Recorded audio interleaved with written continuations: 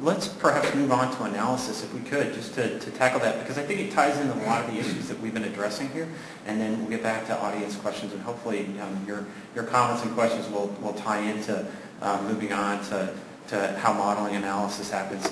And I think it's a really good point that building is just a different geography type, and with our publication focusing on sustainability, it really, moving to that next step where we understand more. It's kind of amazing that we don't understand our impacts. We plop the building down, we put a street here, we put, pipe for a mile to the river because that's the way it's always been done. But there are new ways of thinking of things. And I think the issue of sustainability really pushes a lot of these things to the fore in terms of how we're going to use our systems. And it really comes down to that analysis point. What do we do with the tools and the information we have to better understand our impacts and get a better holistic sense of how we manage the world? So I think that's where Autodesk is coming from quite a bit, and a lot of the vendors in this space is having a better understanding so we can make less of an impact and do things more efficiently, smarter, lower cost, with better outcomes. So if we move now to that modeling sense with kind of that segue, I don't know, Mike, if you would address how you view modeling happening in the BIM space and where Autodesk is spending their time. Okay. Do you want to tackle this first? Give you the opportunity to get your shots in. I can see you floundering a little bit there, but Here I thought I was being nice. Okay, I'll take it. I'll take it. And just get back to Matt's point. It's that ability to make more. I mentioned earlier, make more informed decisions.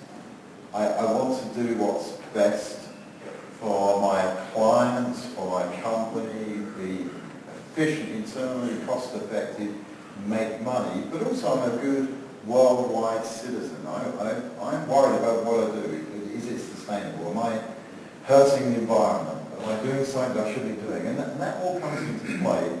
And the ability to take that wealth and that massive information, and again, using that term, making more informed decisions, based upon that, is very useful. And having the tools to be able to analyze that information, be able to sit there and look at, I don't know, the slope of a three-dimensional model I downloaded from the US GIS, because I'm worried about the 15% slope, or let's calculate 0.53 degrees, because of water retention.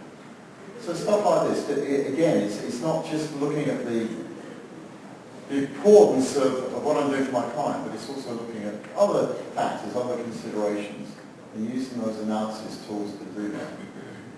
But I agree with Matt, it's a very important part. That is part, for me, that's modeling too. That's an important part of modeling. Is that BIM? I think it's feeding into that BIM process. Well, so modeling encompasses analysis. Lots of people exchange those two words, analysis and modeling.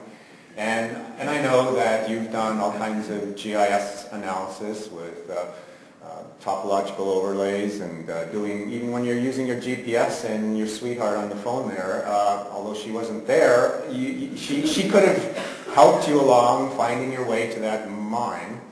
But when I think about BIM, it's actually the analysis and the modeling aspects pertain to both what's already there, and in order to take into account all that information that you're grabbing from a GIS or from the various inputs that you have from BIM or CAD, BIM models from architecture and CAD, bringing that all together, analyzing and modeling what's already there. But BIM is also about being able to do that what if of those designs that you're coming up with that haven't been built yet, and yet being able to model the behavior of those those assets before you actually build something. So somebody mentioned it over here, I think, about the as-built should be more correct because we already know that this panel that we were going to put on the wall really shouldn't have been put here in the first place because there were pipes going down there. Or let's say somebody wants to model the evacuation capabilities of this particular building. Are there enough exits? Can everybody leave the building within a specified amount of time? How do you know that? But would you concede that in this industry, in this marketplace, a typical BIM model is, if I were to use that term, is the building in roughly 20 feet? No, I would say the BIM model encompasses more than that. The BIM model can encompass an entire subdivision and be not just about an individual building, but it could be about the behavior of that entire residential or commercial subdivision. The flow of traffic in and out could be just the same thing that's modeled, but from a vehicular perspective, as opposed to people in the building.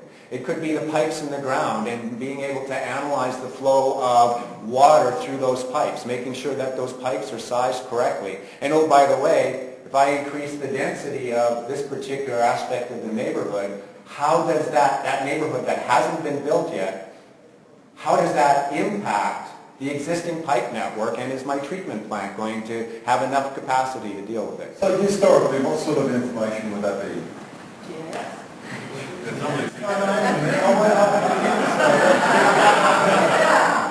But it's again an interesting observation because I'm in agreement with Mike. I really firmly believe GIS is an important feeder to that, if you wish, BIM-based environment. So I'm actually conceding that, but you're right. I wanted him to say. Yeah, sorry. That's all right. Well, thank you.